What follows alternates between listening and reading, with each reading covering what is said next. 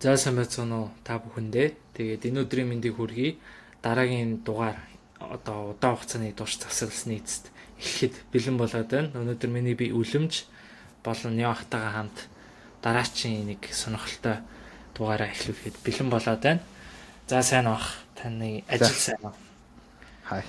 Дажгүй ажлуудаа хийгээл явчихна. За тэгвэл өнөөдөр хоёулаа ерөнхийдөө бол ойрд одоо энэ салбарын нөхцөл байдлууд юу болоод байна? За зах зээл дээр нь бол юу болох гээд байна гэдэг талаас нь яриад за хиймэл оюун ухааны салбар одоо энэ хөөс үү биш үү гэдгийг ерөнхийдөө бол ингээд үргэлжлүүлээд яриад явъя. Тэгээд хамгийн сүүлд нь одоо хүн болгоны одоо нэг толгойд нэг бодол угаасаа байж л байгаа. Тэр нь болохоор энэ шин дэлхийн тогтолцоо гэж яваад байгаа. Энэ ингээд бүх юм ингэж шинжлэгдэж өөрчлөгдөж идэг энэ дэлхийд ерөнхийдөө бол энэ улс гүрнүүдийн хоорондох энэ сөргөлдөөн гэдэг ч юм уу тэмцэлтэн ерөнхийдөө бол маш эрчтэй болоод байгаа. Тэгээд энэ тухай сүүлд нь ярих гэж юм бол бодож байна. За ойрд салбараар хөрөнгөний зах зээлээр ойрд юу болоод байна? За юун төрөнд биш үү? Хоёулаа ангийнхны яг зүгээр завсарлаж штэ тий. Тэгээд хоёулаа нэг амар байнга нэг юм шар мэдээ ухаал яриад байдаг байхаас илүүтэйгээр үндсэн гол санаануудыг л үгийл гэж зорддог штэ тий. Тэгэхээр зүгээр гайгүй. Яг 100 бол нэлээд амарчлаа. Яг тухайн одоо өмнөх ярьжсэн зүйлсүүдийг харах юм бол хоёуланд нэг тийм худлаа ирсэн юм бол ерөөсөө тохиолдог байна. Одоогоор бол тий. Бас нэг ганц нэг компаниудыг нэлээд нэр цохож хилж исэн. Тэгээд тэд нар маань ч гэсэн одоо нэлийн дажгүй байгаа. Хамгийн гол санаа юу хэлж исэн гэхээр тэр нөгөө хуучны Америкийн үндсэн гол одоо суурьуудыг барьдаг компаниуд аягүй сонирхолтой гэдэг тэр нөгөө сектор rotation гэдэг ойлголт байдаг. Тэрийг ер нь бол онцолж ярьж исэн. За тэр маань л ерөнхийдөө үргэлжилсэн ийм цаг үед явж гин. Тэгээд яг одоогоос нэг жил гармын өмнө энэ төр бас нэг би нэг подкаст энтерт ороод ярьж лээсэн. За ийм утгатай учиртай болохоор ер нь өсөх хандлагатай байна гэдэг. Тэгээд тэрнээс хойш одоо чинь S&P 500 баг өөрчлөгөөр 50% нэмэгдчихэж.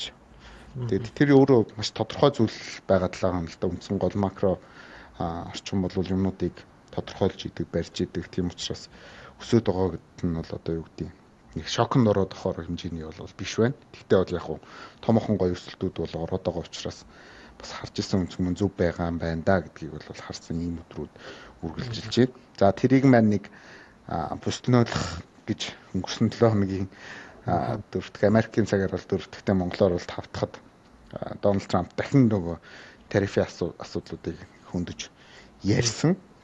Тэгээд 100% асуудал энэ төр гэл тэ. Тэгэхээр зөв тэндээс харахаар Америк бол жоохон одоо хэцүү байдал үүсгээд байгаа учраас тэрийг яарвчлуулахын тулд бол ерөнхийлөгч нь тиймэрхүү юмыг бол ярьцлаа л гэж харсан. Ягаад хэцүү байдал үүсгээд байгаа юм гэхээр энэ нөгөө ховор элемент чинь хамгийн гол энэ одооны бидний хамгийн анхаарал төвлөрөөд байгаа AI гэдэг одоо хиймэл оюун ухаан дээр чинь бол хамгийн гол одоо орцон нь яваад байна шүү дээ. Тэгэхээр тэрийг үйлдвэрлэж ашигт орлоготой байж тэр улсын хамгийн одоо урдаа барих салбаруудыг хөгжүүлж байгаа учраас тэрэнд нь саад болох гэдэг болохоор ер нь бол тэрэн дээр одоо маш одоо ууртаа хандж байна л да. Өнгөрсөн 4-р сард бол Швейцарын Женевийн юун дээр одоо хурал дээр бол ерөнхийдөө Америк Хятад хоёр бол хоорондоо тохиролцсон гэж гарч ирсэн. Тэгээд юу хийгээд Хятад газрынхаа ховор элементийг нийлүүлдгээрээ нийлүүлээ. Бид нар болохоор тэр тарифыг нь бол бүр тэр 125% энэ төр бол гэж ярихаа бол болёо. Энэ бол 25 дээр нэмэх нь одоо за ер нь бол яг 45-50% тий хүртэл бол байгаа. Гэхдээ үндсэн гол юмнууд ч юм бол дандаа 25%-аас гэдэг дээр явж байгаа. Тэгээд өмнө ч гэсэн яг ямар байсан гэхээр нэг тэрнээсээ их бол байгаагүй. Зарим салбарууд дээр бол бүр ингээд багасч орж ирж байгаа асуудал болж байгаа байхгүй. Тэгээд энэ дээр хуулаад ер нь бол яг энэ хөрөнгөний зах зээл бол маш эерэг нөлөөтэй болсон. Бидэрт нэг өдөрт нөгөө нэг аим шиг нэг том өсөлтийг харсан шүү дээ. 4 сарын 9-нд унангуудаа 10-нд нь ч илүү дэшээ өсөж байгаа тий. 9-нд нэг юм таблиц барьж гарч ирээд нэг баахан амтныг айлгачингуудаа за энд нь хугацаа өгье гэдэг нэг зарлцсан чиг эргээд өсдөг тий. Яг тийм л нөхцөл сая өнгөрсөн 7 хоног дахиад бүрдчихлээ. Тэгээд тэрнийхээ дараа ч гэсэн та харах юм бол тэр Трампын хэлж байгаа мэдээллүүд юмнууд дээр бол амар тийм зөөлхөн болоод эхэлж байгаа. Ялангуяа сая сүүлд 17 гэдэг чинь өчигдөр шүү дээ, тийм. 17 оны өчигдөр одоо Fox News төгсөн ярилцлагада Трамп бол чинь нэг ийм юм хэлж байгаа. Бидний зах зээлийг хулгайлаад байгаа хятад улс. Тийм учраас бид нар бол ингэхээс өөр аргагүй байна. Түүнээс биш би Ши Энтертэй бол Ши Жинпинтэй бол маш одоо нөхөрсөгөө ойрхон. Тэгэхээр та хэд буюу хятад илүү өөрсдийнхөө тэр ашиг олох одоо модельоо өөрчилөө. Бид нарыг ингэж одоо юу хийдэг байдлаар явмааргүй байна л гэдэг. Одоо нэгсэндээ бидний мөнгийг хулгайлаад байна гэж бүр хэлсэн л дээ. Одоо боломж. Тэгэхээр тэрэн дээр одоо нөгөө одоо бараг 10 хоног дутуу нэг Корейд нэг уулзалт болон тэн дээр Ши Трамп хоёр уулзах бах. Тэгээд тэрэн дээрээс бас л дахиад гар барайл гарч ирээл тэгэл эрэг нөхцөлийг бүрдүүлэх л байх л та. Гэхдээ харьцангуй тийм юмнууд ярьсан байгаа учраас зах зээл дээр бол эргээд бас гайгүй өсөлтүүд энэ төр болоод өнгөрсөн 7 хоногт за тэрний өмнөх 7 хоногт 5 дахь өдөр нь тийм хүчтэй уналт одоо чинь S&P 500 дээр болохоор 2.7% уналт орсон баг. Тэгмэд өнгөрсөн 7 хоногийн S&P 500-гийн хаалт 1.7% өсөлттэй ч илүү ороод ирж байгаа. Тэгэхээр тэр хоёрын зөрүү буюу одоо all time high-аас ойролцоогоор нэг 1.1 орчим хувиар ч юм уу доор л явж байгаа байх. За нэг тийм л нөхцөл харагдаж байна. Юу геополитик талаасаа тэгээд хятад ч гэсэн бас ер нь бол бас юу л да нэг тийм шууд энэ дайсагналыг бол ерөнхийдөө хүсэхгүй байгаа. Тэгээд нөгөө 100% татварыг хэр удаан тэсэх юм бэ? Тэр чинь бол боломжгүй штэ гэж Трамп бас өөрөө тэр Fox News-ийн ярилцлага дээр хэлчихэж байгаа байхгүй. Тэгэхээр ер нь бол 100% тариф гэдэг юм бол шууд орж ирнэ, байнгын байна гэдэг боломжгүй гэдгийг бол харсан учраас хөрөнгө оруулагчид сая тэр өнгөрсөн 5 дахад бас өсөлттэй хаагада 1.6% өсөлттэй байна да. Тэгээд бол 7 хоногоор бол 1.7% өсөлтийг бол эргээд үзүүлсэн ийм л нөхцөл харагдлаа. Тэгээд 7 хоногийн дундуур бол бас харцангуй зах зээлд нилээдгүй эерэг нөлөө үзүүлэх нөхцлүүд бүрдсэн. Жером Паул бол минутс дээр юу ярьсан гэхээр одоо нэг юм хоёр асуудлыг ерөнхийдөө хөндөж ярьсан. Нэг нь болохоор бид нар tightening хийхээ ерөнхийдөө цосоох буюу ер нь бол төв банк tightening хийгээд яваад байгаа байхгүй. Easing буюу тэлэх тэр нөхцлөө хийцнийхаа дараа араас tightening буюу эргүүлээд нөгөө tight хийж ийн гэдэг чинь юу л агшааж ийн гэсэн үг шүү дээ, тэ. Тэр лугаа шилжчихсэн байсан. Тэнгүүтээ тэрийг ерөнхийдөө зогсооно гэдэг чинь өөрөө зах зээлийг бас нэг маш том дэмжих уг нь мэдээлэл. Гэхдээ нөгөө нэг Трампын асуудал яг өмнө яригдсан байсан болохоор тэрнийх нь импактаар нэг жоохон удаан төслөлдөө энэ зүгээр энгийн үед байсан болвол маш өндөр өсөлтүүдийг авчирч байгаа хэмжээний мэдээлэл гэж би бол ойлгож байна. Тэгээд ковидын дараа бол ойролцоогоор quantitative easing хөтөлбөрийг хэрэгжүүлснээр Америк нэгдсэн улсын төв банк бол ойролцоогоор нэг баланс шитэн дээр 9.1 тэрбум долларын өртөө болсон байсан. За тэрийг баг багаар буулгаад төлөөд ингээд явж байгаад одоо бол нэг 6 гарамтай байгаа. Гэхдээ эргээд 4 дээр очино гэж бол харж болохгүй гэж хэлсэн буюу тийм хэмжээний tightening хийхгүй гэж хэлж байгаа гэсэн. Ковидын өмнөх үеийн баланс шит нэг 4 тэрбум долларын л тийм өртөл харагддаг лээс юм байна л да. Гэхдээ тэрэн дээр бол очих хэмжээний бол тийм бууралтыг бол бид нар хийхгүй гэдэг нь маш тийм зах зээл дээр бол уг нь бол эерэг дохоо нэгдүгürt. За хоёрдугаарт бол за FOMC гэж байдаг те хороо. Энэ хороодын хурлаар бол энэ жил одоо биднэрт нэг юм хоёр юу үлдсэн байгаа. Интерест рейтийг буулгах боломж үлдсэн байгаа. За 10 сарын 30-нд нөгөөх нь 12 сарын 16-нд байна уу та тэр явцаа байгаа. Тэгэхээр тэн дээр хоёулын дээр нь буулгах саналууд яваад байгаа. За 10 сарын 30-ных бол дахиад 125-аар буух нь тодорхой болсон. Буун. За тэнгуут тий.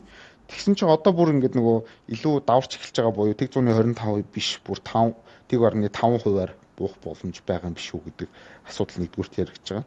Хоёрдугаарт энэ жилд ерөөсө 2 удаа буулгана буюу өнгөрсөн сар 9 сарын эдэнд билээ дээ. Болдог чинь буулгачихсан тий. Тэнгүүд дахиад 10 сард юм уу эсвэл 12 дугаар сард нэг удаа буулгаад цосох юм байна гэж хэлсэн чинь тэр нь тийм биш болж таарах гэдэг байгаа байхгүй. Энэ жилдээ 3 удаа буулгах. Одоо нөгөө хөдлөхгүй байгаад байсан төв банк чинь маш хурдтай хөдлөд эхэлж шүү дээ. Трамп нөгөө мангар тэнгээр нь дуудаал, удаан хүнээр нь дуудаал Жером Паули тий. Тэгээд исэн бол одоо тэр нь илүү хурцсан гэсэн. Энэ өөрөө зах зээлийг тэлэх маш том дохио юм.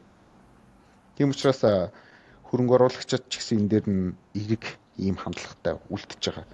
За ер нь бол яг интерest rate-ийг бид нар өмнөх юмнуудаар бас нэлээд тайлбарсан. Гэтэ яг зүгээр хоёлаа гялс тойм ярихад бол бодлогын хүү бууснараа юу болдгийг гэхээр арилжааны банкудаар дамжиж хүмүүст зээлийн боломж хямдханаар олдох ийм хэсэг юм баггүй. Тэгэхээр чи хүмүүс илүү их хэмжээний одоо зээл авах боломжтой болон зээл авахынхаа хэрээр зах зээлд хилдэг гэд ойлгох хэрэгтэй. Одоо би бүр энийг нь Монголд байгаа хүмүүст одоо хэлж тайлбарлаж өгмөр байна тий. Ерөөсөө зээл хийх юм бол муу гэдэг энэ ойлголтоос ер нь салчихгүй л байна л да. Тэгэл Монгол улс амар өртөө улс гэж зарлах юм. Ерөөсөө тийм биш ээ. Бид нар чинь тийм өртөө улс биш байгаад байгаа байхгүй юу? Ерөөсөө нэг 30 орчим биллион долларын өртөө тэрнийх нь талаас нь илүү хувь нь компаниуд дээр явж байгаа. Засгийн газар нь бол тийм том өртөө улс биш байхгүй юу? Маш өргүү улс гэсэн үг. Одоо өргүү бол баян гэж хэлдэг ойлголт нь Монголда ажиллаад байгаа гэсэн. Гэхдээ бидний өнөөдрийн амьдарч байгаа эдийн засгийн систем төр чинь өртөө бол баян байгаад байгаа байхгүй юу? Тэрийг ойлгосон мөнгөтэй байгаа шүү дээ тий. Зүгээр л ойр авийнхын л амьдралыг л харал та тий. Тэгэхээр зөв үр тавих нь хамгийн гол чухал ийм юм тэгээд тий тэрлүү яг явдаг болох л байх. Одоо магадгүй зүгээр шинэ засаг байгууллагатай тавтайхан юмнууд гарч ирэх нүг мэдэхгүй байна. За зөвлөгөө өгч болно тий. За тийм. За тиймэрхүү нөхцөл харагдаж байна. Тэгээд хоёлаа хамгийн сүүлд нэвтрүүлэг явах үү яриа хийж хахад за Nvidia жишээ нь 3.7 тэрлион долларын үнэлгээтэй байсан байх тий. Тэгээд сая өнгөрдөг сард бол 4.7 хүрч үзүүллээ. Тий. Энд чинь бол нэгэн сарын дотор тэрлион долларын хөрөнгө оруулалт татдаг тийм ямар компани байд юм бэ? Энд чинь бол аим шиг юм байна. Одоо үнэлгээг нэмэгдүүлдэг хөрөнгө оруулалт татдаг биш шүү. Яг тийм мөнгөөр орж ирсэн гэсэн үг биш. Гэтэ үнэлгээ нь тэгж өсдөг тийм ямар компани байд юм те. Тэгэхээр юм бол асар хурдцтай өсөж байгаа гэдгийг эндээс харах хэрэгтэй. За мөн энийгээ дагаад GDP-ийн асуудлууд ч гэсэн маш хурдтай өсөж байгаа. Олон хурдан байгаад байгаа юм. Тэгээд хурдан тогтмол байгаад байгааг хүмүүс юу гэж ойлгох юм гэхээр хэвийн байна гэж хэлэх гээд байгаа юм. Үгүй тэр чинь нөгөө нэг өмнөх жилийн үедээ харьцуулаад тэр жилээрээ харж байгаа учраас тэр хурд чинь тогтмол байгаа юм шиг нэг ойролцоо тоонууд гараад байгаа юм шиг боловч улам хурдан яваад байна гэсэн үг. Томорсон зүйлээс тогтмол хуваар өсөд байгаа л гэсэн үг. Одоо жишээ нь нэг томорчих юм бол тэрнээс ойролцоогоор нэг 2% одоо улирал болгон 2% өсдөг гэх юм бол 2% өссөн, 2% өссөн, 2% өссөн гэхлээр тэр 3 дахь 2% чи эхний 2%-аас хамаагүй өндөр хувь өссөн үзүүлдэхгүй. Тэгэхээр энийг одоо хүлээж авах хэрэгтэй, ойлгодог болох хэрэгтэй тий. Тэгээд зах зээл тэлээд байгааг ойлгох хэрэгтэй. За ийм болохоор тэлээд байгаа юм байна штэ гэж ойлгох хэрэгтэй. За тийм. Тиймэрхүү нөхцлүүд л харагдаад байгаа юм. Тэгээд мэдгүй одоо тэгээд яамаар чи одоо жишээ нь би бол өөрөө бол яг айтайхан юмнууд бас ингээл яриад байгаа хэрнээсээ л бас авахгүй л байгаад байна л та. Яг зүгээр өөрт байгаа юмнуудаа л тоглоод байгаа болохоос биш нэмэлт худалдаа авалт хийх юмнууд боломжууд бол бүр зөндөөл байна. Аль болох шинээр орж ирээд ч юм уу иймэрхүү юм сонирхож байгаа хүмүүс байх юм бол уг нь бол тэрэнд нь тусалчих санаатай л ингээл өнөдөр яриа сууж байгаа шүү дээ тий. Тийм харагдаж байна. За. Та нэгэнт хиймэл оюун ухааны салбар ярьсан. Сая Nvidia ингээл 5 тэрлион доллар ойртож ийн гэж ярьж шүү дээ. Ингээл би ингээ зүгээр энгийн харьцуулалт хийгээл харахад за Америк гэжтэй Японы хамгийн том 200 билүү 250 компани хувьцааны нийт үнэлгээ нь нэг 4 тэрлион орчим байгаа байхгүй. Тэгэхээр Nvidia тэр Японы шилдэг 250 компани үнэлгээгээс илүү гарна ингэж дүүцэн гэдэг чинь өөрөө боломжтой зөвлөө. Энэ ерөн зэрэг бодит амьдрал дээр зүгээр яг уу энэ хитрхи хөөрөгдсөн угаасаа хайп авцсан зүйл нь угаасаа ойлгомжтой шүү дээ. Өөрөө сайн Altman хүртэл баг өөрөө энэ AI бол bubble гэж угаасаа хэлсэн. Гэхдээ энэ ч угаасаа хүн төрөлхтөнд бас айгүй хэрэгтэй bubble ч гэсэн хүн төрөлхтөнд бас айгүй хэрэгтэй угаасаа тийм технологийн дэвшил аваад байгаа байхгүй. Жишээлбэл хамгийн ойролцооны энэтхэгийн одоо дотоодын нийт бүтээгдэхүүн 4 тэрлион доллар гэдэг чинь. Тэг ингээ харьцуулаа үзэхээр Nvidia бол зүгээр сүүлийн 3 жилийн хугацаанд маш өндөр одоо үнэлгээтэй болчлоо. Тэгээ тэр чинээгээрээ энэ компани яг тэгэж компани тэр том түвшинд аваач чадсан болов уу гэдэг л надад асуулт байгаа байхгүй. Хитрхи том болсон юм шиг тийм. бусад компаниудтай харьцуулахад хамаагүй хурдан өсөж байгаа, хамаагүй өндөр дэвшилттэй, хамаагүй их мөнгө тийшээ орж байгаа тий. Тэгээд бас олон шинжээчд бас ярьж илээ. Яг одоо яг сүүлийн үед яг яриад эхэлсэн. Өмнө нь бол яг 3-4 сарын үед бас ярьдаг байсан юм. Тэгээд уналтаалаад тарифын асуудал гэдэг. Тэгээд намжаад 100 орж ирээд. Тэгээд сүүлийн үед бол яриад байгаа нь .com bubble их төстэй харагдаад байна гэдэг гэж байгаа байхгүй. Яагаад гэвэл .com bubble дотор ч одоо тэр компаниуд ч бас ингээ хоорондоо бас ингээ бие биенэр хөрөнгө оруулсан. Одоо энэ AI-ийн компаниуд бие биенэрүүгээ ингээ хөрөнгө оруулаад OpenAI AMD-ийг оруулаад нөгөө нэг Nvidia нь одоо OpenAI руу оруулаад AMD-ийн юу руу оруулаад OpenAI руу оруулаад ингээд нэг цикл үүсгээд яваад байгаа байхгүй. Тэр мөнгө нь тэр компаниудаас гарсан ч гэсэн буцаж тэгэж нөгөө компаниас худалдаж авч аваад ингэж яваад байгаа нь яг юм одоо ийм хөөсрлийг бүр ингэж нэмэгдүүлээд байгаа гэж юу нь бол та өөрөө харж гин үү эсвэл яг ямар хөө байдлаар юу харж байна. За би бол яг наадахны чи эсрэг гэдэг хүн. За одооний энэ AI компаниуд AI-ийн дэд бүтцийг шийдээд байгаа компаниудын үнэлгээ өндөр үү гэдэг асуудал яригадаад байгаа байхгүй. Тэрхүү өндөр юм биш үү те. Одоо чи жишээ нь сая бол яг өөрийнхөө дата мэдээлэл дээр Nikkei 225 индекс дээр байгаа компаниудын мөнгөний эргэлтээс нэгэн компани том багтай яад ингэдэг асуудлыг тавьчихж штэ те. За яг ингээд харахаар бол харьцуулалт харахаар ингэж харьцуулаад харах юм бол тийм юм шиг харагдана. Мэдээж тийм чи 225 компани байгаа. Асар олон мянган ажилчид байгаа цаана тий. Тэгээд тэрний хийж байгаа бүтээмжээс тэр AI энэ ганц компани өндөр байх гэдэг шүү дээ тий. Тэгэхээр энэ ингэж харах юм бол угаасаа утгагүй. Зүгээр ингэж харж болохгүй юм байна. Тийм учраас одоо энэ хөрөнгийн зах зээл гэдэг зүйлийг юу гэж ойлгох юм гэхээр тэр үнэлгээг дандаа нөгөө юугаар тооцоолж болохгүй болчихдог. Одоо санхүүгийн тооцооллуудаар одоо бид нар айгуу сайн мэднэ. Яг би ч гэсэн өөрөө яг заадаг. Би багш юм баггүй. Тэгэхээр тэр хичээлээ юу гэж заадаг юм гэхээр ratio буюу харьцаануудыг заадаг. Энэ компани тийм харьцаатай байх юм бол санхүүгийн шинжилгээ нь тийгээд өндөр байгаад энэ компанийг худалдаж авч болохгүй гэж заадаг байхгүй. Гэхдээ амьдрал дээр ерөөсөө тийм байхгүй байгаа. Яагаад байхгүй байгаа юм гэхээр зүгээр баталгааны нэ. S&P 500 индекс ба шүү дээ. 500 компани ба шүү дээ, тий. Энэ 500 компаниас 400 компани нь over value тахгүй. Тэгээ бид нар S&P 500-аас худалдаж авч болохгүй юм. Тий? Хэрвээ яг санхүүгийн шинжилгээнд дээр тулгуурлаад одоо дүгнэлтээ гаргадаг бол болохгүй гэж гарч байгаа байхгүй тэр чинь. Наа чи ихтгэн өндөр үнэлэгдсэн гэдэг, тий. P ratio нь одоо жишээ нь 200 300 таач компани байна, 500 600 хүрсэн компани бай, тий. Плантерийг 600 хүрсэн гэдсэн үү. Тэр энэ бол яг хараагүй. Тийм. Тэгэхээр энэ өөрөө утгагүй. Тэгж өөрөөсөө тооцож болохгүй юм. Бид нар энэ нөгөө заавал нэг юм юмд баригдаал санхүүгийн систем бол ингэж явах хэвээр энэгээр нь тооцоол хөрөнгө оруулах хэвээр гэл нөгөө мундаг цолнуудын хүмүүсийн ярьдгийг ерөөсөө ярьж болохгүй байдаг. Өөрөө энэ мөнгөний нийлүүлэлт буюу тэр цаанаас өгж байгаа мөнгөнийх нь урсгал нь ямар хуу байгаад байгаа вэ гэдэгтэйг л холбоотойгоор ийм нөхцөл бол үүсэж байгаа. За одоо зүгээр энэ дээр нэг хэдийн юм хэлэхэд ийм л дээ. За би бол AI-г бол юу гэж бодохгүй байгаа. Bubble гэж бодохгүй байгаа. За энэ дээр bubble гэж бодохгүй байгаа учир шалтгаануудаа тайлбарлах юм болно шүү дээ. .com-ын bubble-тай харьцуулаад ах шиг үлээ хүмүүс. .com-ын bubble-ийн үед яажсэн гэхээр network гэдэг үг орцсон. Интернет гэдэг үг орцсон байгаа компаниудын хувьцаа зүгээр ингээ буудсан байхгүй. Яг өнөөдөр бидний meme coin шиг. Тэр арталтын компани ямар технологи хөгжүүлэлт яад идэх нь ямар ч байдлын явахгүй бараг шахав. Интернет гэдэг бол хүндрэлтний ирээдүй юм байна. Энийг худалдаж авъя гэдэг. За тэгэнгүүт одоо бараг 95% нь арчигдсан байна шүү дээ зах зээлээс тэр компаниудаас ч.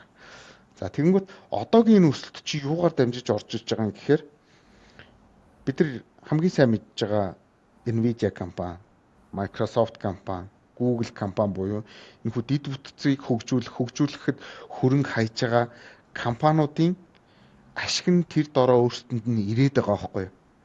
Одоо тэгэхээр чи ялгаатай харагдчих дээ. Нэг интернетээр нэрлэлсэн байсан компаниуд харьцуулах нь Microsoft, Google ахгүй юу да ер нь бол.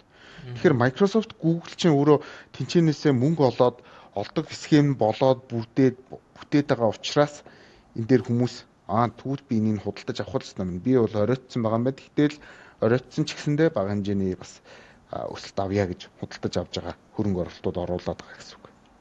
Тэгээд үнэлгээнд дэшээ яваад байгаа. Нэгдүгээр асуудал тэр байна. За хоёрдугаар асуудал болохоор AI болохоор өмнөх тэр нөгөө юуны .com-ын бабалтай харьцуулахад хэрэглээгээр харьцуулах юм бол шал өөр. Хэрэглээнд бид нар шууд нэвтэрж байгаа байхгүй. За тухайн үеийн интернетийнх бол мэдээж сайн компаниуд байсан, тэрийг бол үгүйсэхгүй. Гэхдээ сайн биш компаниуд дандаа амлалт ярьжсэн байхгүй. Тэгэхээр чи энэ хоёрын хооронд асар том зөрүү байгаа. Тэгээ одооны энэ AI чинь тэгээд яг харах юм бол дөнгөж нөгөө эхлэлдээрээ л одоо явж байгаа. Одоохондоо тэр робот нь суугаал, робот нь толгоондоо боддог бол эргээл хариулдаг бол бидний асуудлыг шийддэг бол иймэрхүү хэмжээнд арай очоогүй шүү дээ, тий. Тэгэхээр чин энэ рүү ороод одоо жишээ нь өнгөрсөн 7 хоногт маш их роботын бас мэдээллүүд гарч байгаа сте. Роботууд одоо хүндрэлтэн рүү ерөнхийдөө нэгдэж эхэлж штэ. Тэгэхээр тэр өөрөө цаашаа төгөлдөрчин л гэж ойлгож байна. Тэгэхээр зүгээр хөрөнгөний зах зээл гэдэг юмд нэг тийм тоон хэмжээ тавих гэдэг ах шиг л байдаг л да. Хүмүүсийг харахаар ойролцоогоор тэдэн тэрлион доллар энэ арай их өсчлөө энэ төр их гэдэг. Энд ерөөсө тийм байхгүй. Ягаад тэгэхээр тэр цаанаас өгж байгаа мөнгө урсгал нь буюу хүмүүсийн одоо бидний энэ амьдрахад одоо зарцуулагдж байгаа энэ мөнгөний хэмжээ чинь нэмэгдээл байгаа байхгүй. Улам л нэмэгдээд байгаа. Нэмэгдээд байгаа учраас бид нар тэр нэмэгдээд байгаа асуудлыг нь нэмэгдэж байгаагаар нь хүлээж аваад тэрнээсээ хөрөнгөний зах зээл рүү ороод байгаа юм байна гэдгийг одоо хүлээн зөвшөөрөх хэрэгтэй л болж байна л доо. Тийм нөхцлүүд байна. Тэгээд яг хуу бизнесийн үнэлгээ талаасаа ч гэсэн зөндөл юм байна. Тэгээд эдийн засгийн нөхцөл хамгийн гол нь эргээд дэмжих нөхцөл рүүгээ шилжиж байгаа гэдгийг л ойлгох хэрэгтэй. Одоо би тэгэл дахиад яг жилийн өмнө юм ярьж илээсэн. Тэгэхэд арай чи биш үү гэл ингээл толгоос ихсэрдүүсэн гэл явсаар л шүү дээ. Би бол одоо дахиад 26 онд бол за бүтэн явна гэж бол хэлэхгүй мэдэхгүй. Болон мэдхгүй. Одоохондоо бол яг өнөөдрийн хувьд би итгэлтэй байж хэлээд байгаа. Зүгээр эх оны харин дунд үеэс харин жоохон эвгүй нөхцөл байдлууд яригдаж магадгүй бах. За мэдээж хүн болгоны тэр нэг юу хийгээд байгаа. Болгоомжлоод байгаа. Зах зээл одоо хагарах буюу тэр хөөс гэж хэлээд байгаа зүйлсүүд хагарах нөхцөл бол бүртгэд боломжтой юу гэвэл боломжтой. Тэгвэл нөгөө 1929 оны одоо Great Depression шиг 78%-аар биш ээ 87%-аар ундаг тийм нөхцөл хизээч болохгүй. Бүр хизээч болохгүй. Зүгээр яг 20% за макста нэг аимшиг юм боллоо гэхэд 30% уналтыг бол хүлээн зөвшөөрнө. Нийт зах зээлийн хэмжээнээс ярьж шүү дээ. Одоо бол дэлхийн яг энэ хувьцааны зах зээл бол ойролцоогоор бүр яг дэлхийд даяараа нийлэхээр нэг 130 орчим руу бараг төгсөж байгаа хаа. Тэрлион долларын одоо үнэлгээ рүү. Тэгэхээр яг уу бууж болно. Гэхдээ тэр одоо эн чи юу биш шүү дээ. Альтернатив хөрөнгө оруулалтын сонголт болох крипто биш байхгүй юу? Криптогийн чинь хэмжээнд жижигхэн болохоор томоохон хэсэг нь байхгүй болчоор тэн дээрс чинь том уналт орж ирээд байгаа байхгүй. Одоо тэгэхээр юу гэж харах юм гэхээр нэг ийм нөхцөл байгаа. Сая нэг юу уншижсэн. Bank of America-гийн репортыг уншсан. Тэгээд тэрэн дээр болохоор нэг нэлээд бас чухал юмнуудыг гаргаад тавьсан байлээ. Тэрэн дээр юу юм гэхээр 2026 онд болохоор одоо энэ юуны хүмүүсийн нийт хөрөнгө оруулах буюу household-ууд ингэж хэлж байгаа. 26 оны төлөв байдлаар бол нэг 648 биллион доллар буюу тэрбум доллар байсан санагдаад байна. Household-ууд буюу хүмүүс одоо худалдаж авах буюу ритейлерүүд худалдаж авах нөхцөл. За тэгэнгүүт энэ дээр нэмэх нь дахиад юунууд яваад байгаа. Компаниуд дахиад өөрсдөө хөрөнгө оруулж байгаа шүү дээ тэнцэж. Компаниудын хөрөнгө оруулалт бол 410 биллион доллар гэж байгаа. За mutual fund-уудад дээр ойролцоогоор 600 орчим биллион долларын хөрөнгө оруулалт орж ирнэ гэдэг судалгаа байгаа. Pension fund-ууд буюу одоо монголоор бол юу штэ тэтгэврийн сан. Тэтгэврийн сангууд ойролцоогоор 200 биллионыг оруулна гэдэг ийм тооцоол прогнозыг тавьсан байгаа байхгүй. Тэгэхээр чинь бид нар энийгээ өөрсдөө юу гэж тайлбарлаж байгаа юм гэхээр Goldman Sachs юу гэж тайлбарлаж байгаа юм гэхээр угаасаа бид нар эргээд одоо тэлэлтийн ийм зах зээл рүү буюу төв банкнаас явуулж байгаа бодлого нь тэлэх процесс руу шилжиж байгаа учраас бид нар ингэж тооцоолсон. Эннийх нь ард нь тоонууд нь байгаа гэд. Тоонуудыг нь бол үзүүлдэг л дээ. Тийм. Тэгэхээр одоо нийтийн зах зээл за Америкийг л авч үзэхэд нийт зах зээлийн 40%-ийг энэ household-ууд хийдэг байхгүй ерөнхийдөө хүмүүс хөрөнгө оруулж байна гэсэн. За үлдсэн хувь нь болохоор тэр сангуудаар явж байгаа. Дахиад тэр нөгөө компаниуд өөрсдөө худалдаж авдаг. 25 оны одоо нөхцлөөр харахаар 25 онд бол нэг 580 80 орчим биллион долларыг байсан санагдчихэв. За би тоонууд дээр жоохон алдаад байгаа шүү. Биш. 650 орчим биллион долларыг Russell 3000-ны багтдаг компаниуд өөрсдөө худалдаж авсан. Буюу компаниуд өөрсдийнхөө нөгөө buyback гэж хэлдэг шүү дээ, тий. Өөрсдийнхөө хувьцааг худалдаж авч байгаа. Тий. Тэгээд энэ дээр нөгөө нэг юм юу тавьдаг байхгүй юу? Хитрхи их бас өөртөө аваад иж болохгүй. Тэгэхээр SEC-ээс 1.1 триллион долларын лимит тавьсан юм бэл. Тэгээ одоо бол он дуусаагүй байна. 10 дугаар сарын дунд үе явж байна. Тэгэхээр дахиад нэг сар хасын хугацаанд энэ чинь buyback бол хийх юм байна л гэж хараад байгаа. Тэр нь болохоор нөгөө interest rate 2 удаагийн буулттай холбоотойгоор бүр их болох гэж бодож байна. 1.1 дээд тулах юм бол одоо мэдээж тийм хэмжээний их мөнгө бол buyback хийгдээд нөгөө Russell 3000 дээр ч байгаа компаниуд үнэлгээр бас л дэшэл явах нь шүү дээ, тий. Тэгэхээр ийм нөхцлүүдийг бол харах юм бол яг өнөөдрийн байдлаар ойролцоох байдлаар бол ингээл унчин даа гэсэн яг хэлэх одоо факт бол байхгүй. Тэ. Тэгэл одоо чинь харж байгаа хүмүүс одоо тэрийг аягүй сайн ойлгох хэрэгтэй.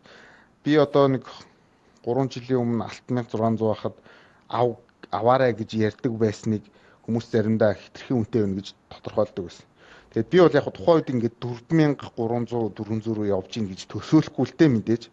Тэр үед надад хүн тэгж хэлсэн бол галзуураад агараа л гэж хэлнэ. Өмнөх хайн 2000 байгаа одоо 2500 хүрүүлэх юм гэж юм ярих байхгүй. Тэгэхээр чи яг тэрнтэй адилхан процесс ихгүй юм чинь. Одооний явж байгаа чинь. Тийм учраас бид нар ерөөсөө нэг тийм амар мундаг далдыг хардаг юм шигээр бити мундагтаад унана гэж яриад байгаа ч л гэж ер нь бол тэр олон нийтийн байс яг хөө тийм байгаа нь үнэн. Гэхдээ бид нар суур нөхцлөөл харах хэрэгтэй. Тэгээд нөгөө interest rate чинь буулгаад эхлэхээр яа гэхээр эдийн засгийн өсөлт хурцдаг. Дахиад хурцж байгаа. Ажилгүйдлийн төвшин ерөнхийдөө буурж байгаа. Тийм үстэй тий. Юмад хилээд тахаар тэгээд дахиад инфляц яг одоогоор бол яг хуу Америкийн нэгдсэн улс 2% одоо зордогч гэсэн 2.9-тэй ер нь бол боломжийн ойрхон байгаа заяа. Тэрэн дээр яарахгүй гэдгээ бас минутс дээр ярьчихж байгаа байхгүй хин. Жером Паул. Тэгээд мөнгөний хадгаламжийн өгөөж эн чинь буураад байгаа байхгүй да. Одоо банкнд хадгалах сонирхолгүй байж тээ хүмүүс. Хувьцаа авмаар байна гэж байгаа байхгүй. Interest rate буурахаар яа гэхээр одоо барууны орнуудын систем чи яаж явдгийг гэхээр fixed биш буюу одоо нөгөө тогтмол биш байхгүй юу? Хүү буурахаар дагаж буурдаг. Яг манайх ч гэсэн тэгдэг л дээ. Тэгээ манайд бол тэр нэг нөлөөлөл мэддэггүй. Float юм байхгүй. Тийм учраас банк нь мөнгө хадгалах сонирхолгүй болж байгаа гэдэг чинь Монголд 2022 онд бас нөгөө нэг coin-ы одоо лойр гэж нэс юу шилмээр. Тийм юм болдог штэ тий. Тэр үед чинь interest rate 6% байсан байхгүй Монголд. Бодлын хүү. Тэгэхээр хүмүүс банк нь хадгалах ямар сонирхолгүйгээр мөнгөө гаргаж ирээ барьсан байсан чинь залтай нэг нөхдөөд за одоо салбарынхныг тэгжлээд явах зүгээр хүмүүс сэргэлэн хүмүүс тий. Сэргэлэн хүмүүс крипто гаргасан байхгүй. За яг энэ нь бол дэлхийн юмтай яг давхцчихсэн. Тэгэхээр хүмүүс хажуудлынх нь хүн худалдаад авсан чинь нэрнгээсээ өсчөнгүүт чинь хүй надаа энэ чи хэдэн дөрөв багс би наадах чи хийчи гэдэг нэг ийм нөхцөл үүссэн юм байгаа юм шүү. Тэгээд ч юу гэдэг ер нь бол манай нөхцөл бол өөрөө яг тийм хөрөнгө оруулалтын нөхцөл ерөөсөө биш л дээ. Монголын нөхцөл тий. Тэгэхээр нэг иймэрхүү нөхцлүүдийг харахаар мэдгүй нэг тийм унчхаар нөхцөл бол байхгүй л харагдаад байгаа. Тэгээд мэдгүй дээ. Тий араас нэг үгүйсгчдэг тий. Ярьсан юм. Зүг. Ямар ч гэсэн яг таны хэлж байгаагаар бол яг өнөөдрийн зах зээлийн яг нөхцөл байдлыг харахад бол одоо унахаар бол харагдахгүй байгаа. Тэ?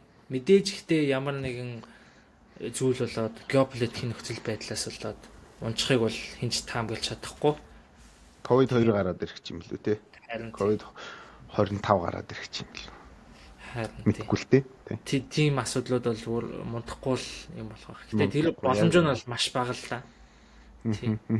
За тэгээд дараагийн одоо ингээд ярих гэдэг зүйл нь болохоор одоо таны хувьд бол одоо энэ дэлхийн эдийн засаг, за соёл, улс төрийн ер нь бол энэ том хүчтэй тоглогчдод байгаа шүү дээ.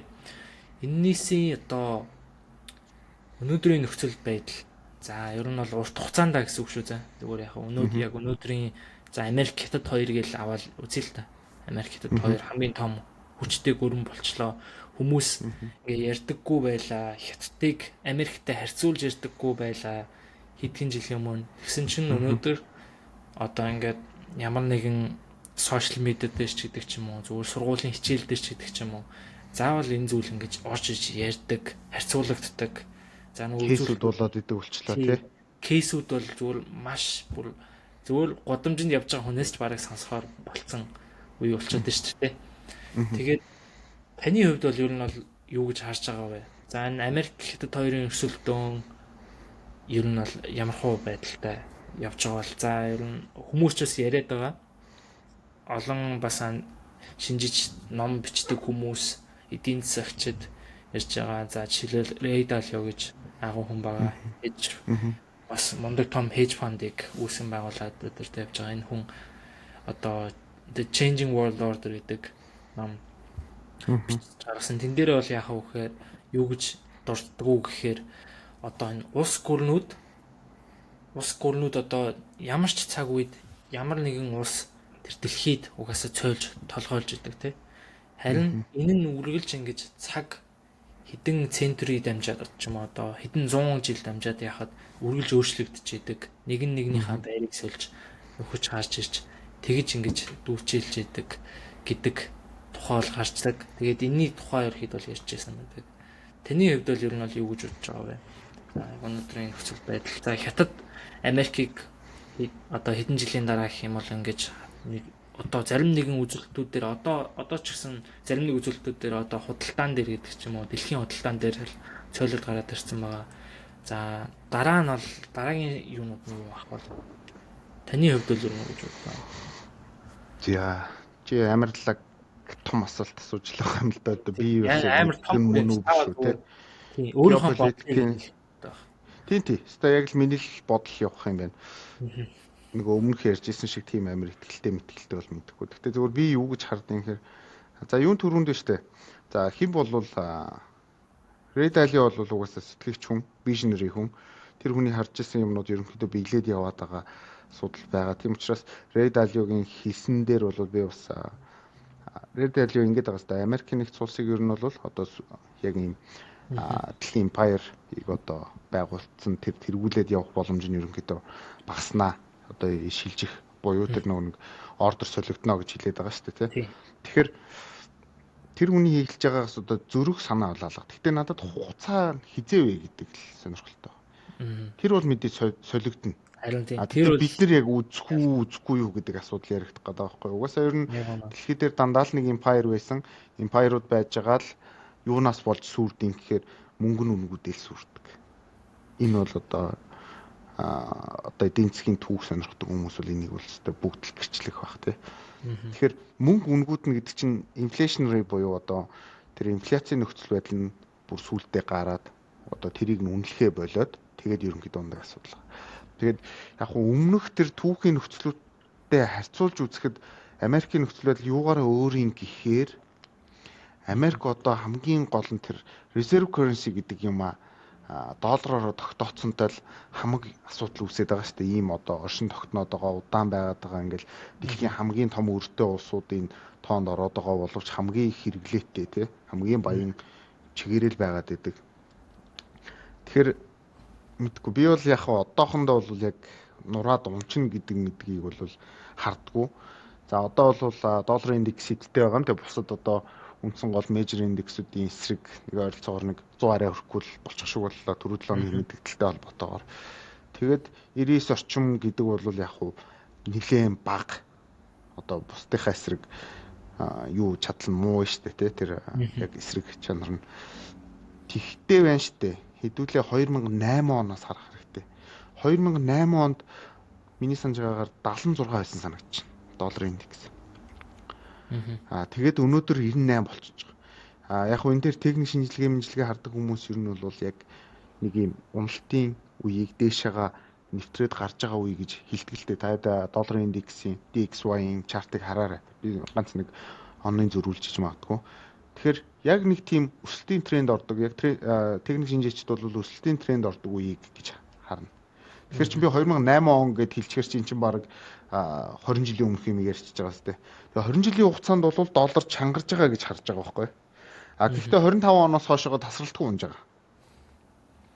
Тэгэхээр богино хугацааны асуудал дээр бол Америкийн доллар бол суларж байгаа нь үнэн. Тийм учраас ч хөрөнгөний зах зээл өсөж байгаа байхгүй энэ тал та.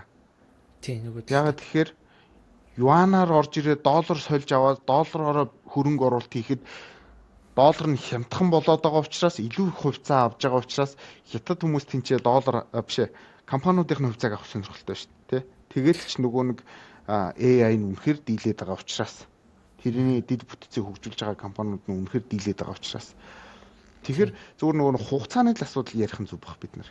Унах нь бол тодорхой. Гэхдээ бид нар яг одоо харж байгаа энэ үед унах юм уу эсвэл хэдэн жилийн дараа унах юм уу эсвэл бид нар бүр үзэхгүй байх ч юм уу тий. Тэгэхээр би бол одоо бол үнэхээр дийлэхгүй гэж хэлнэ. Америкийг дийлэхгүй болоогүй. Яг хөө зүгээр эдийн засаг гэдэг зүйл ярихаар ингээд нэг тэнцэж ирсэн давцсан ийм нөхцлүүд харагдаж штэ. Тийм аа. Хятад улсын онцлог байна бас. Хятад улс ерөөсөө тийм отоол дээр нь гарчиг гэж ингэж явдаг улс ерөөсөө биш те. Юуныхаа хувьд ч гэсэн түүхийнхээ хувьд ч гэсэн тийм. Тэгэхээр Хятадын одоо 5 жилийн бодлого чинь 13 удаагийн 5 жилийнхээгаа нэг багцлаа 5 жилээр нь жил одоо гаргадаг штэ тий. Тэгэхээр эн чинь 15 дахь удаагийн 15 жилийн юу явж байгаа байх гэж санаад байна. 15 дахь удаагийн нөгөө 5 жилийн одоо бодлого. Тэгэхээр сая тэр бодлого дээр ийм юмнууд яригдаж байгаа. Бид нар урд нь их хэмжээний үйлдвэрлэл хийнэ гэж зорж исэн. За тэгсэн чинь одоо бид нар тэрийг чадчихлаа.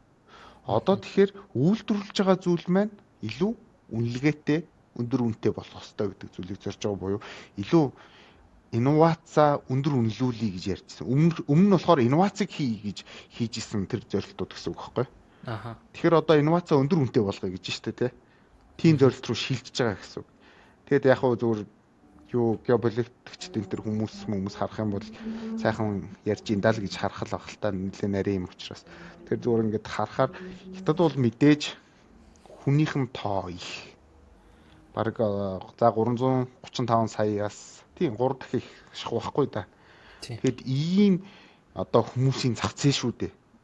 Тэгэд ч гадаад зах зээлүүд рүү маш их бүтээгдэхүүн үйлдвэрлэж тараадаг улс орон. Тэгж яхад хүмүүс нэг ийм сони юм ярьдаг. За би нэг за яг зарим юмных нэрийг хэлгээ байлээ за. Ийм мэдээллүүд гардыг шүү. Жишээ нь BYD компани Tesla компани борлуулалтыг давж цэглэхаан машиных нь үйлдвэрлэлийнх нь титмийг булааж авлаа ч үлээ. Тэр нэг титмийг булааж авлаа гэдэг юм ямар ч их ярьдیں۔ За яг нэг CNBC Mongolia ярьдаг. Ер нь ичиж үхмээр энэ чинь хоёр шал өөр зах зээл дээр явж байгаа өөр зүйл байхгүй. За тэгээд тэрийг юу гэж харах юм гэхээр тэгээд ч BYD бол хайбрид машинууд гэдэг. Хоёр өөр зах зээл.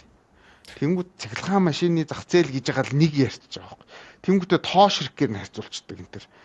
BYD үнэхээр хүчтэй байгаа. Тийм. Үнэн. Дан цэглэхаан машинаараа Tesla илүү хамаагүй илүү. Бүр ингээд тасарсан олж байгаа орлогоороо илүү. Тэгэнгүүт BYD дээр зах зээл нь өөр байхгүй одоо. Тэр бүм хүнтэй зах зээл дээр машин зарж байгаа 335 сая хүнд машин зарж байгаа хоёр асуудал яригдэж штэ тий. Тэгэнгүүт өөр төрлийн бүтээгдэхүүнүүд яриад байгаа байхгүй. Тэгэнгүүт зүгээр л цагууганд мэдээллийн авангуудаа тоог нь илүү гарахаар нь илүү гарлаа, титмийг булааж авлаа гэдэг юм ярьдаг. Тэгэхээр би бол гэж бодчих. Хятад бол мэдээж дээр нь гарна. Тэгээд тэр үедээ бол өөрсдийнхөө доминансыг тогтоох гэж оролдох л ёстой тий. Гэтэ одоохондоо ерөөсөө тэр биш л баг. Ойрхон болвол гэж харахгүй байна. Тэгээд ямар ч одоо эх 7 хоног өнөөдөр чи хагасаад ирэх чи эх 7 хоногт 4-өөс санаж байна. Гэтэ 5 жилийн юу бол дараагийн 5 жилийн юмнууд хилцээд эхлэх баг. Тэрнээс их гоё мэдээллүүд гардаг. Тэгээ одоо өөрсдийнхөө GDP хэдүүгээр өсгөх гэж зорих юм ч юм уу те зорилтууд нь гарч ирдэг. Тэгэхээр 5% гэж хэлцээ 5% бариад яваад байгаа шүү хятадууд үнэхээр амир. Тэр хятадын зах зээлийг 5%-аар GDP-г нь өсгөнө гэдэг бол энэ чинь бүр ингээд бүр аимшигын том мөнгө өрлөж чинь гэсэн үг шүү дээ тий.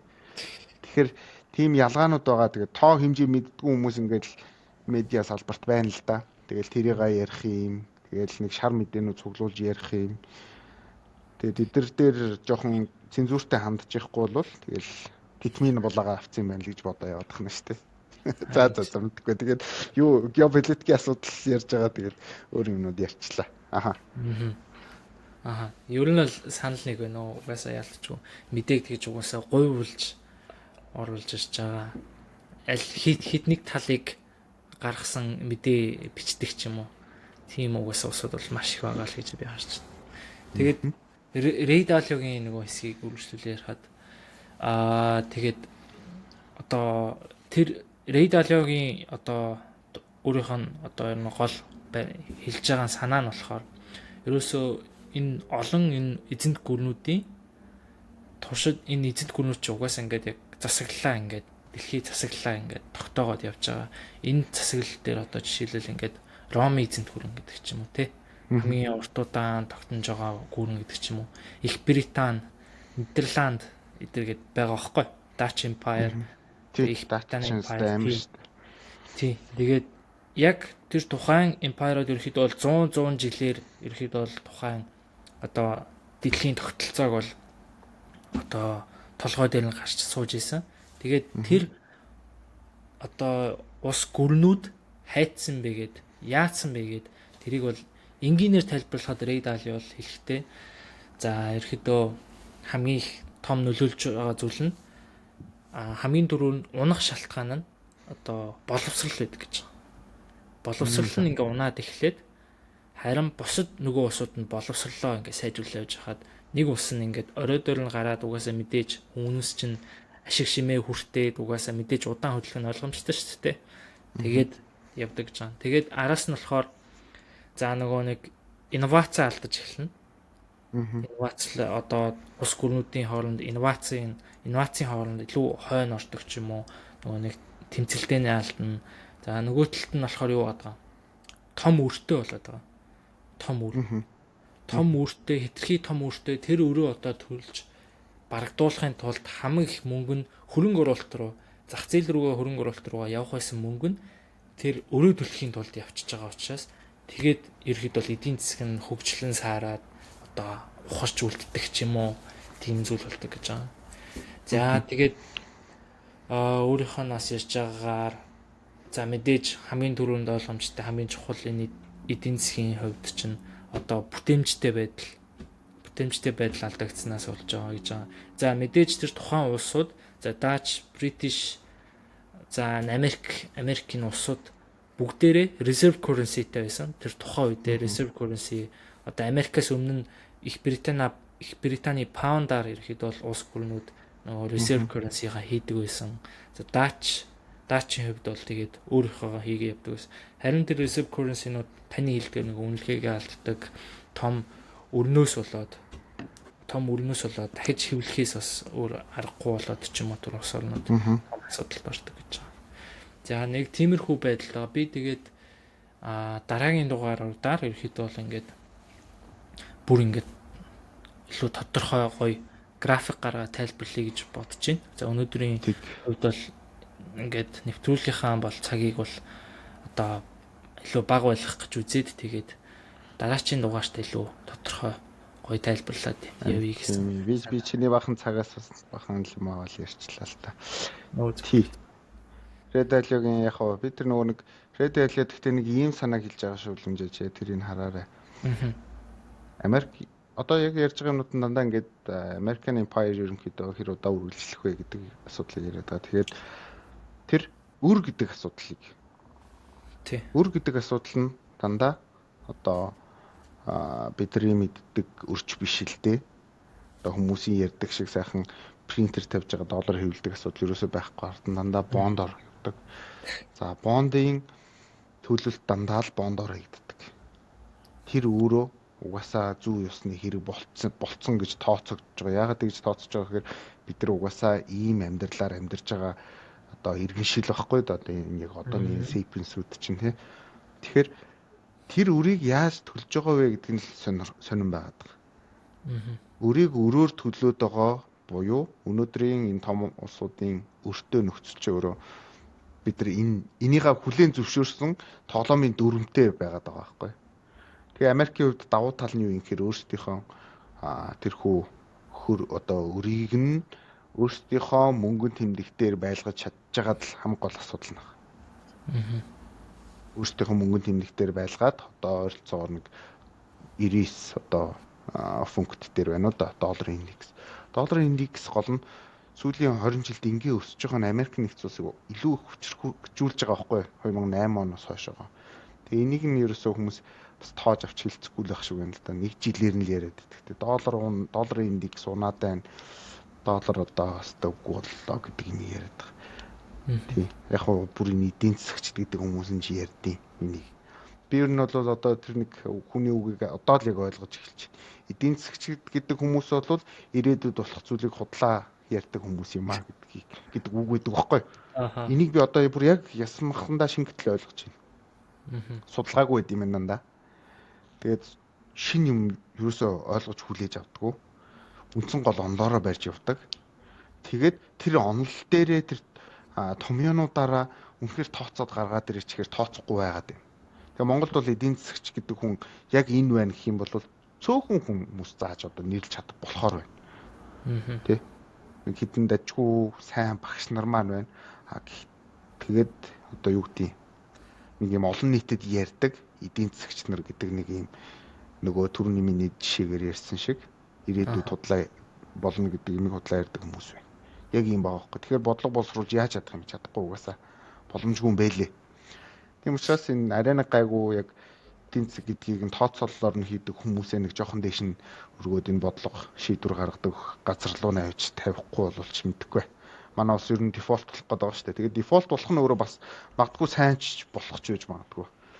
Тэгээд дефолт зарлаад эхнээсээ эхлээд явсан баг дээртэх гээд байгаа юм шиг тийм. Энэ нөхцлүүд байна л да. Гэхдээ мэдээж тэрний хор уршиг муршгийг би сайн судлаагүй болохоор шууд дефолт зарлах нь зөв мүү гэж хэлэхэд хэцүү. Гэхдээ бид нар энэ системийг өөрчлөхгүй бол чиний нөгөө нэг ярьж ирсэн нөгөө жишээтэй ч адилхан байхгүй.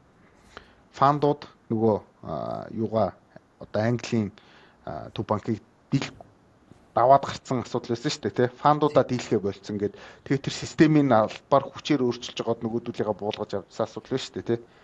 Яг л тэрнтэй адилхан зүйл ерөнхийдөө хийх шаардлагатай байгаад байгаа. Монгол улсын хувьд бол зөвхөн тэгж ерөнхийлж хармаар тэгээд энэ гайгүй хүмүүсээ яг зөв хүмүүсээ л энэ тэнд тавих хэрэгтэй юм шиг л байлаа л дээ. Тэгээд тэгээд улс төр мөр бол яг вэ болох бахав. Нөгөө таны сая ярьжсэн дээр нөгөө долларын индекс одоо энэ жил унтсан юм шиг хүмүүс бас яриад гэж байгаа. Би тэгээд энийг Америкийн нэг зүйлс албаар доллар ерөнхийдөө бол сул ойлгох зорилготой байгаа гэж би бол харж байгаа. Яагаад гэвэл одоо Трампын гол хэрэгжүүлж байгаа зүйл чинь худалдааны энэ тэнцлийг багасгах. Энэ юуг нь гапыг л ойртуулах гэж яриад байгаа шүү дээ. Тэгээ худалдааны тэнцэл хийхэд доллар хямдхан байх нь өөрөө Америкт их ашигтай. Гаднаас хүмүүс доллар хямдхан учраас Америкээс бараанууд их худалдаж авна. Тэр одоо евротой хүмүүс ч байна уу, паундтай хүмүүс ч байна. Хөрөнгө оруулна. Тийм, хөрөнгө оруулна. Тэгэхэд илүү Америкаас юм худалдаж авах ч юм уу хөрөнгө оруулахад арай илүү хямдхан мэт санагдана. Харин доллар нь ингээ хямдхан болчоор хятадаас бараа авахд ч юм уу доллар нь хямдхан учраас нөгөө бараа нь үнэтэй болж байгаа учраас хүмүүс авж байгаа одоо нөгөө нэг хэмжээнд багасаад ирэх учраас тэгээ тэрний алдчихгүй худалдааны одоо энэ нөхцөл одоо энэ алдагдлыг бууруулахад бас айгүй том чухал зүйл болох болоо гэж би бол харж байгаа. Бас дээрээс нь ч нэмээд бодлогын хүү буух бас давхцаад тэгээд Америкийн доллар ерөөхдөө бол ойрын хэдэн сартаа ер нь бол бараг жил гарan орчмын турш байж илүү энэ доор байх магадaltaй гэж бол би бол хувьд бол харж байгаа. Яг энэ үндсэн юунуудыг хараад хэрэгжүүлж байгаа. Наадах чинь би бас яг нэг удаа Монгол онцны баяр даваа багшаас яг манай нөгөө юун дээр багш байсан болохоор би багш гэдэг баяр даваа багшаас асуугаад нэг зэгнүүлж ирсэн. Тэр нь юу гэж зэгнсэн гэхээр яг над руу хандаж загнаг үл дээр нөгөө сэтгүүлчдийн олон дунд асуугаад тэгээд Монголд өргөч ерөнхийдөө ийм болох гэдэг юм шүү гэхээр одоо нөгөө нэг валютын үнэлгээ өөрөө унна гэдэг нь дандаа муу байдаг юм шигээр ярьдаг болцоо. Энд дэр ойлгохгүй юмнууд бас зөндөө бий. Заримдаа энэ чинь бодлогын хүрээнд доор сул байлгах хэмжээний бодлогыг авч хэрэгжүүлд юм аа гэдгийг хэлжсэн. Одоо яг тэрний жишээ бол нөгөө л Турк улс баггүй. Япон орн байна. Япон бол сүүлийн үед бол яг энэ та хэд нөгөө Nikkei 225 индексээ яаж өссөнд хараарай тий. Аим шигэн галзуурж байгаа байхгүй. Чи юу гэдэг юм гэхээр йен хямдхан байгаа учраас доллараар орж ирээд олон йен аваад илүү их олон хувьцааг нь худалдаж аваад тэр нь гоё байгаа учраас хөрөнгө оруулах сонирхол тэнцээ байж штэ тий. Яг л энэ нөхцөлийг бүрдүүлдэг. Тэгээд яг зөвхөн манай улсад яагаад харахгүй байгаа юм гэхээр манайх дэд бүтцийн хувьд бол жоохон сул улс учраас нөгөө үйлдвэрлэл нь байхгүй ядчил нөгөө аялал жуулчлалаараа төгрөг нь хямдхан байгаад олон хүн авчираад аялуулчих ихээр бид нар ч угаасаа capacity-нд баригддаг буюу тэр нөгөө өөртөөхөө хүлээж авах хэмжээж чадхаараа л авч байгаа. Гэтэ яг сүүлийн үед нэмэгдэж чинь сайн байна. Тий. Тэгэхээр илүү яг сонирхолтой attraction Монгол мөн тэрэн дээр илүү дэд бүтцийн хөгжүүлээд гэх юм бол олон хүн ирж аялах сонирхолтой л байхгүй. Яг тэгэхээр хямдхан тий. Зөв. За тэгвэл өнөөдөр хоёулаа ингээд өдрийн дугаараа энэ үрээд өндөрлөе. Тэгээд энэ дээрээс бас хэрэгтэй мэдээлэл өгсөн гэж бол найдаж байна. Бид хоёрын зүгээс бас. Тэгээ хэрэггүй мэдээлэлч байгаа шүү тий. Зүгээр сайхан юм яриад байгаа шүү. Тий, хоёулаа жоохон ойрхон хийх үү? Тэгээ. Саяных шиг бол арай холон цаашийн тий. Гэхдээ яг өдөр болгон гарч ирээд цаг болгонд видео оруулаад байдаг хүмүүс шиг хийх нь цаашийн. Тэр бол угаасаа дими болчдөг. За тэгвэл баярлалаа үзэмжээ. Өнөөдөрт баярлалаа. Тэгээд өнөөдрийн энэ хүү дугаарыг цаг гарган сонсож байгаа хүмүүстээ их баярлалаа. Тэгвэл дараагийн дугаараар иргэн уулзлаа түр баяртай. За бай.